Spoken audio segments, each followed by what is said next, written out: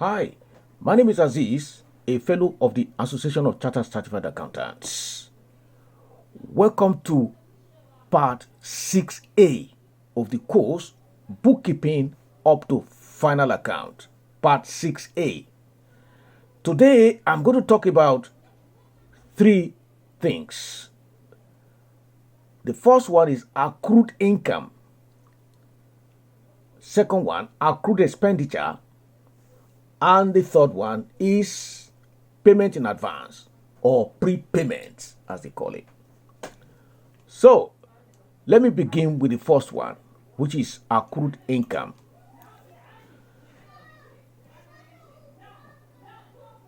You do not have to wait until you actually receive cash from your customers before you recognize income.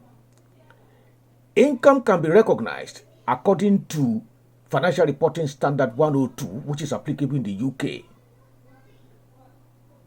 when the amount of the revenue can be measured reliably. It is probable that economic benefits associated with the transaction will flow to the entity, that is, in this case, Joe Blocks Auto Services Limited. And the cost to be incurred in respect of the transaction can be measured reliably. Now, first of all, the other party, that is the customer, need to recognize that you have satisfactorily delivered the goods or the services for which you are asking them to pay. They need to know and agree with the fee that you have charged. And you need to have completely performed the services in order to recognize the income. In this case, in the case of Joe Blocks Auto Services Limited, the services for which are now going to be accrued, the income for which is now going to be accrued, can be said to have been earned. Because, as you can see, the customers, corporate customers in this case, one of them is Gaba Singh Limited. Okay? They sent in a fleet of vehicles which was serviced. We received their the company Joe Blocks Auto Services Limited received their purchase order for some vehicles to be serviced. Those vehicles were serviced on the 20th of April 2020 to the satisfaction of the customer, that is Gaba Singh Limited. As you can see, they've agreed with the fee that has been charged for MOT as well as general servicing.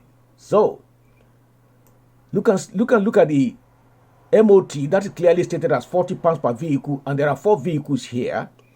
Look at general servicing. The box for general servicing fee for each of the vehicle is now filled with amounts, which means that those amounts have been agreed to by the customers. So it can now be safely said that Joe Blocks Auto Services Limited has earned all this money, but it's just that it hasn't really got round to billing the customers. So it can now go ahead and accrue this income. That is, it can recognize this as its income, and we are now dealing with the month of April, which is about to be closed. So it can now go ahead and recognize this income as part of its income for the month of April. Now, here is the double entry. If you want to accrue income, you have to credit the appropriate income code in the nominal ledger with the net amount. Forget about VAT for now. Credit the appropriate income code with the net amount in the nominal ledger and debit sundry debtors in the nominal ledger. Now, after you've done that, you have to then immediately reverse the entry into the following month. For instance, in the month of April, you will credit the income code for the services that I've just mentioned and debit sundry other debtors in the nominal ledger in the month of April. But at the same time, you have to reverse the entry into the month of May, which means what you have credited this month, will become a debit in the same nominal ledger code in May.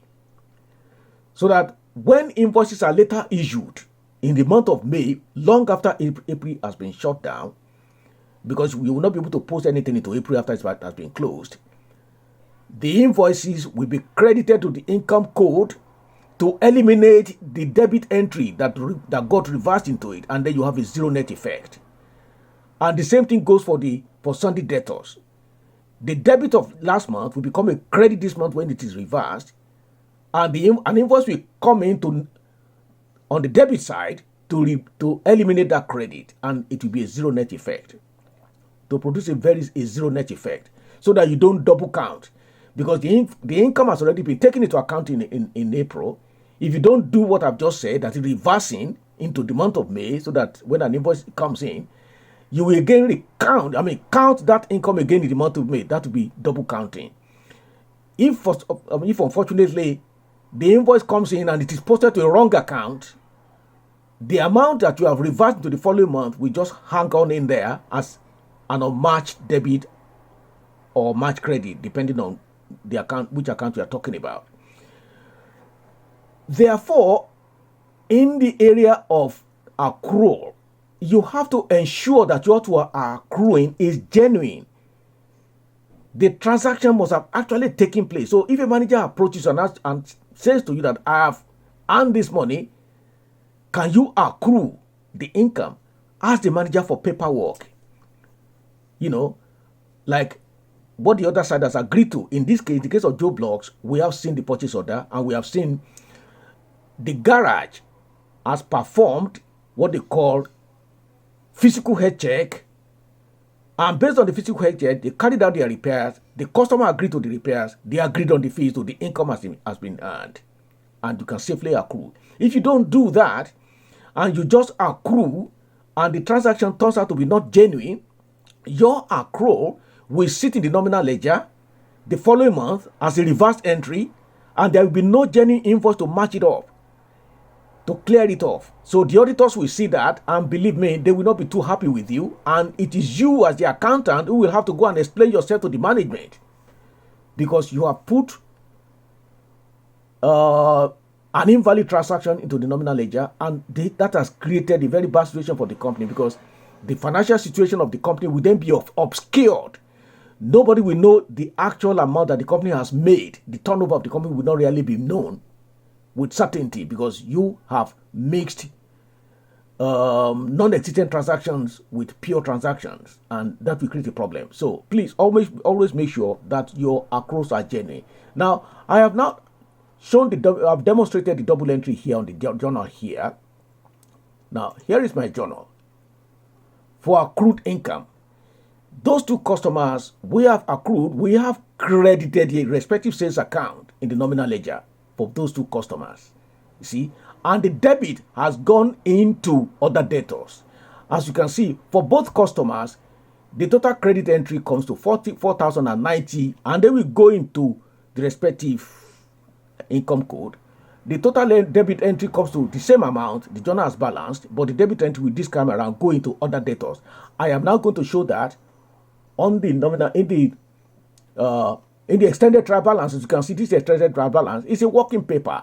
It has now become a working paper. So, and I'm now going to show it on the accrual side. Okay, this is how it happens now. So on the sales side, this is what I'm going to do here. Okay, general invoice, general 4,000, code 4,000, general servicing. Sales general servicing, I'm going to credit it. Yep. With that amount. And I'm now going to debit other debtors with the same amount. Other debtors. Yeah, 1610, code 1610, other debtors. Okay.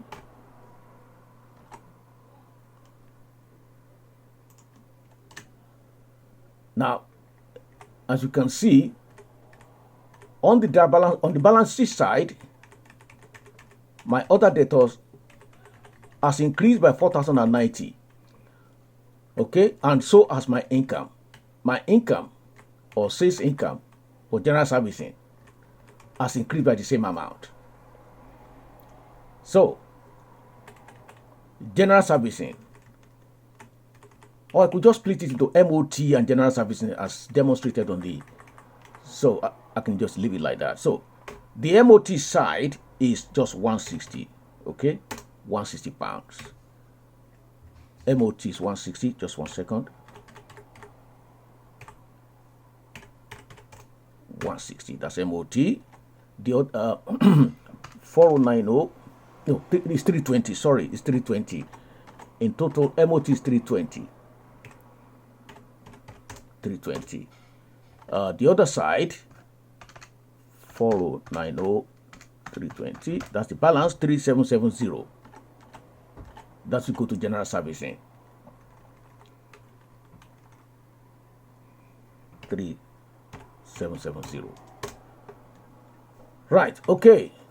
That is what extended trial balance is used for. As you can see, if you look at the bottom of the accrued column, that is accrued income. Yeah. If you look at that, you will see that the accrued income side as balance is 4090. 4090 in total is balanced. Right, so that is it with accrued income. Accrued expenditure, again, is a totally different matter altogether this time around. So, what I'm going to accrue, let me just explain accrued expenditure. There are procedures that need to be followed before you can accrue expenditure.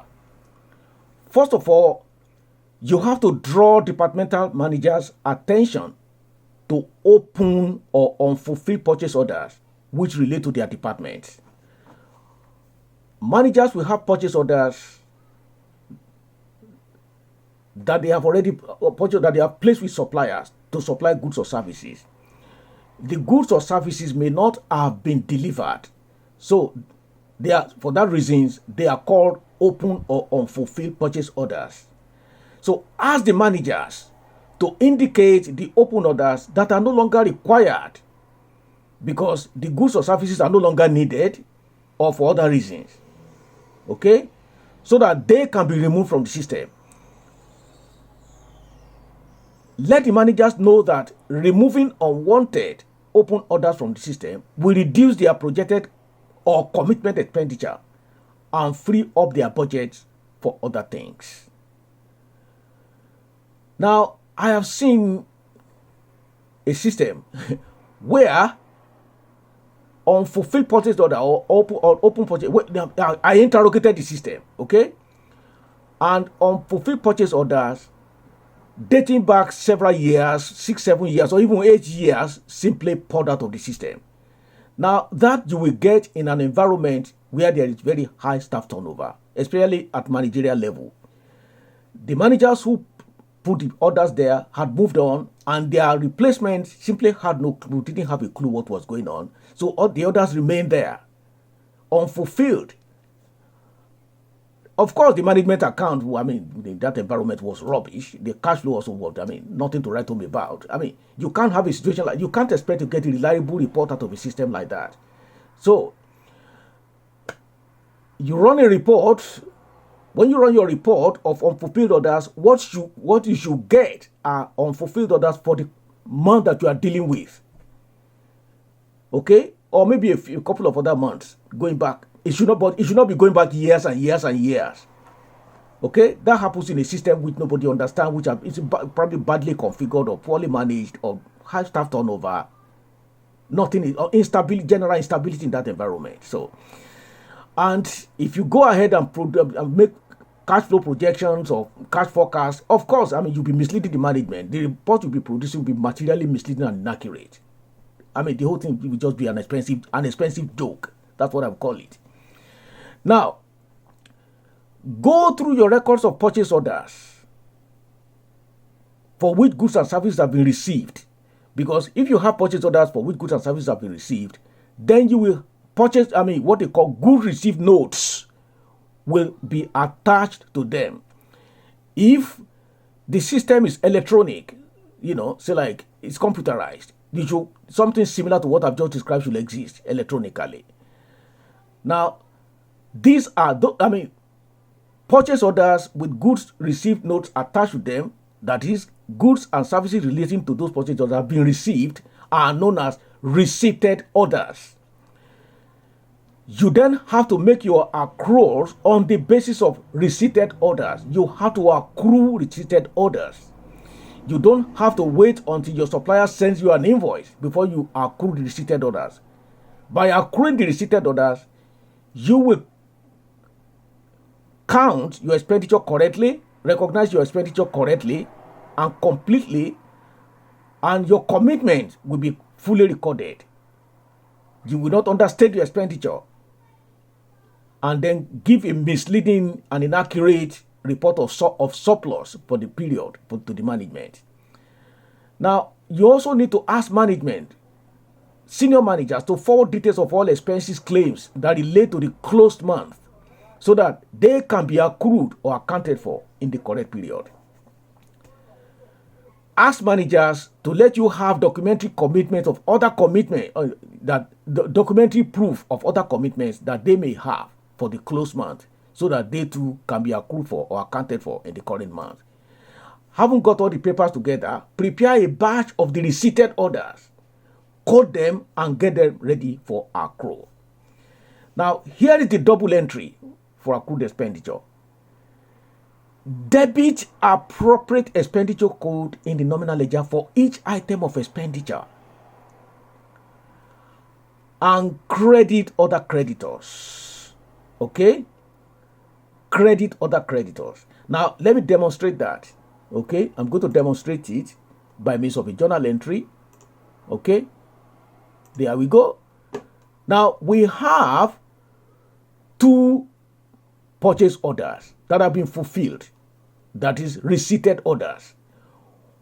As you can see, this is purchase order number 7, and there is a good received note which is attached to that, GRN 07, for warning lights. 40 warning lights were ordered from the Greatest Company Limited, one of the suppliers, and they were delivered on the 26th of April 2020. But we have not received invoices, we have not been billed by the Greatest Company Limited, that is a supplier.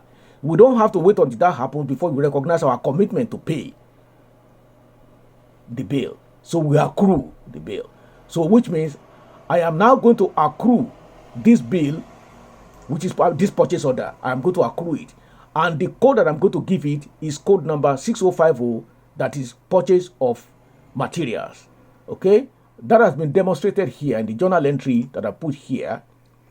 I have debited purchase of materials with £800, which is the net amount, not the VAT amount. The net amount, the VAT is forgotten. It's been put aside for the time being. You mustn't accrue VAT because that's a different matter altogether. Okay? And here is another one. Another supplier did something similar. They billed, we sent them this purchase order. They supplied the goods before the end of the month, but again, no invoice. And this supplier is called Parts Importers Limited. Parts Importers Limited. In total, the value of what they supply is 2,440, exclusive of VAT, as you can see, exclusive of VAT. And they are now going to be coded the same code, which is nominal ledger 6,050. Okay? Nominal ledger 6,050. That's the journal. 2,440. So, both transactions, the net value of both transactions comes to £3,240, and they will be credited to other creditors, which is code 2552511. Okay? If I take you to my working paper, this is what I'm going to do. You see it here. Like I said before, this is just a working paper. This is your extended trial balance. I'm making use of my extended trial balance now, extended trial balance. So I'm going to accrue the expenditure. So, other creditors. Now, just 1 second. Yeah, 25,100. 25,100. Okay, 25,100 is other creditors. 25,111. Okay, other creditors. That I am going to credit. Okay. Yeah, I'll credit with 3240, which is the total amount. Okay. Now, the expenditure code is 6050. I'm going to debit. Okay. The expenditure code 6050, I'm going to debit that. Okay. Right. With the same amount. Okay. As you can see, on the income statement side, the total amount is now 9310. So, and also my accrual area has balanced, which means both journals that I put through just now are balanced. Now, like I said before, both journals are draft journals. They need to be put through later. I have not actually entered them in the nominal ledger, but I'm just putting them on the face of trial balance, which is my working paper, the extended trial balance. So when all this has been done, they will be put through they'll be posted to the nominal ledger. They will appear in the nominal ledger. Okay, no problem. Now the next thing I should explain about this is that when you have accrued a transaction, what you have accrued will reverse into the subsequent month. They will reverse into the following month. That is, what is debited now will appear as a credit. Yeah, what you have debited now will appear as a credit in the following month, while what you have credited now will appear as a debit the following month that you have reversed into the following month. When the customer is finally billed, when we finally receive our invoice from the supplier, the invoice should clear the reverse entries and produce a nil effect. That way, there will be no double counting. It is extremely important that when the invoices arrive, they are posted to the same ledger into which the transactions have reversed, so that at the end of the day, the effect of that transaction in the following month will be zero, because the transactions have already been accounted for in the previous month. It is also very important that accrued expenditure is genuine. It must be genuine. Otherwise, the reverse entry will never be matched by actual invoices, and auditors will not be too impressed if that happens, and so will the management. They will not be very happy with you. That is why it is extremely important that you have to explain to your manager, your frontline managers, that accrual is not another way of carrying forward their expenditure. It is not another way for them to bump up their expenditure in order to completely use up their budget, to avoid using their budget. Your accruals must be genuine. In other words, you have to ensure that when you are asked to accrue, the accruals are properly documented. And part of the documentation is what I've just shown you. Goods received notes and a purchase order for which a bill has not been received. Okay? That is extremely, extremely important. It must happen that way. So, now the next thing I'm going to talk about is payment in advance. That is the payment that you have made, but for which services have not been provided. Now, when you make a payment to a supplier and you are yet to receive the benefit of the service, that is your money sitting in the supplier's account. Technically, the money still belongs to you, though you may not, be able to get it back. Like if you pay for line rental of a telephone, to a telephone company in advance, unless you want to disconnect, ask them to disconnect your line, there'll be no reason for you to ask them to give you your money back. But technically, the money is yours because you have not enjoyed the benefit of what you have paid for. That is why prepayments are called current assets. We call them current assets because technically the money is still yours. Your money sitting in somebody else's pocket. Now, okay, let me demonstrate that. Now, if I go into prepayment, prepaid bills, prepaid expenses, okay? And one of them is advertising. Now, at the end of the year, on a monthly basis, you have to go through, you have to review your nominal ledger. It is when you review your nominal ledger that you will come across something like this. Look at this advertisement. Dartford Evening News Times. Joe Blogs Auto Services Limited placed an ad in this newspaper. But the advertisement is to cover a whole year. It is to cover a whole year. Starting from April 2020 to March 2021. You see, that's a whole year. So, but the benefit of that advertisement has not been fully enjoyed. So that is your money, the company's money sitting in the supplier's account. Now, this is what you need to do. The transaction has already been posted wholly into the nominal ledger. But that is wrong because only a part of that money belongs to the month of April. So you need to now take some of it out of the account, out of the expenditure code, and put it straight into the prepayment account, which is a current asset. While you are doing that, you should maintain an Excel record of your prepayment. As you can see, the payment to Dartford News covers 1st of April 2020 to 31st of March 2021. There are 365 days in a year. Okay? But in the month of April, there are only 30 days. So only 30 days is what you should account for in April. The rest should go to prepayment account. Now, this spreadsheet should be kept in a nominal in a columnar format, as you can see. At the end of April, the balance on the prepayment account regarding that bill from Dartford Evening News should be £917.81. Okay? £917.81, as you can see. Yeah, that's what it is. Now, also business rate. If I show you that of business rate.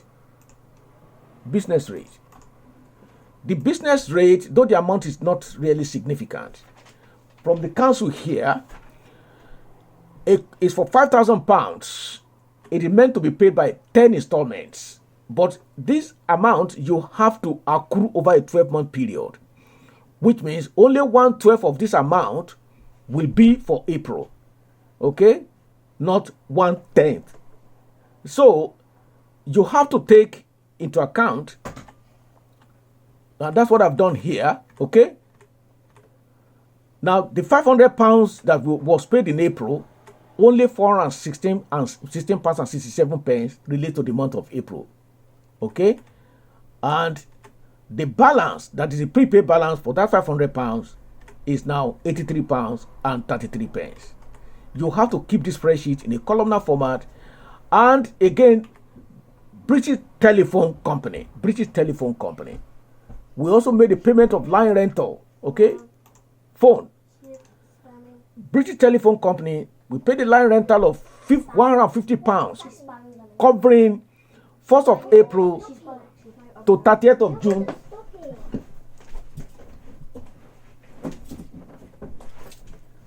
To 30th of June 2020.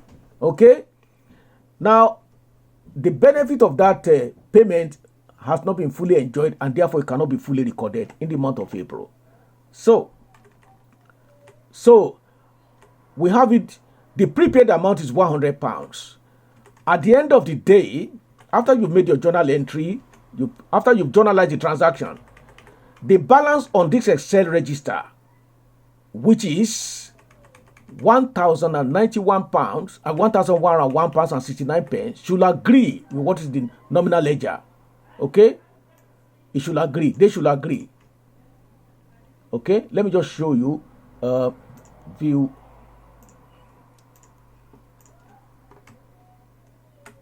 So this is what should be on the nominal ledger. It should agree what's on the nominal ledger. £1,001.69. So what I'm now going to do, I'm going to now journalize them. Okay? In the case of the nominal ledger code, That for the evening news is 62.45. Okay. Advertisement. 62.45. 62.45.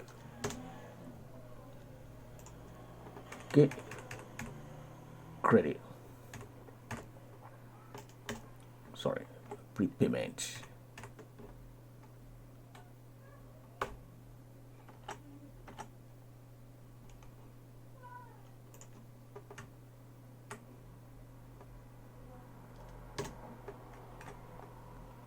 Right. Okay. Second one. For business rate, nominal ledger code is 6235.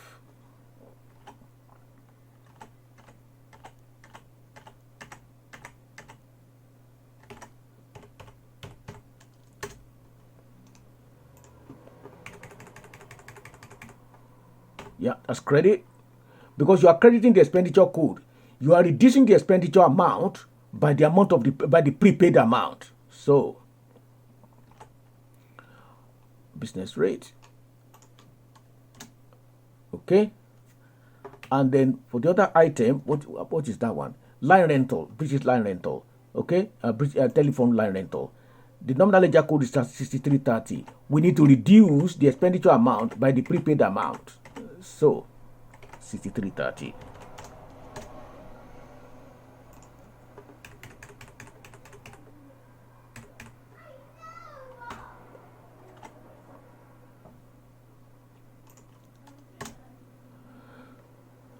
So then the corresponding debit should be the prepayment account, which is a nominal ledger. I mean, which is a current asset.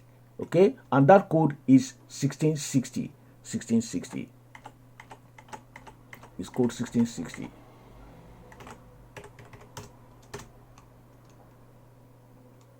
Yeah, that's a current asset. So that should be on the debit side. Yeah. So, again, if I check my prepayment journal, it has balanced. Okay, it has balanced. Both on the face of the extended trial balance and on the journal proper. It is extremely essential that the balance of the nominal ledger, you have to monitor this, okay? The balance of the nominal ledger should agree with what is on the spreadsheet. They must agree.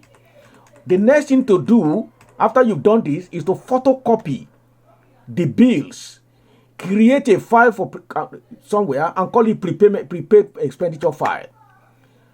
Photocopy the invoices, file them, print off this spreadsheet and file everything together.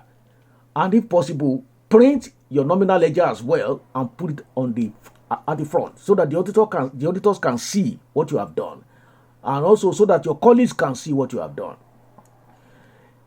Let me just quickly add that it is inappropriate for every Tom, Dick, and Harry to be engaged in the business of prepayment. I've seen one organization where something like that is done. Everybody just does prepayment. It is all over the place. And this simple spreadsheet that I've just done, instead of them having a very simple spreadsheet, there was this highly convoluted spreadsheet which they themselves did not quite understand. Now, that should not happen. It should never happen. Everything should be simple because life is supposed to be simple. Accounting is very simple, and that's how it's supposed to be. Please don't forget to like, share, and subscribe, and I shall see you in my next video. Thank you very much for your time. Thank you. Bye.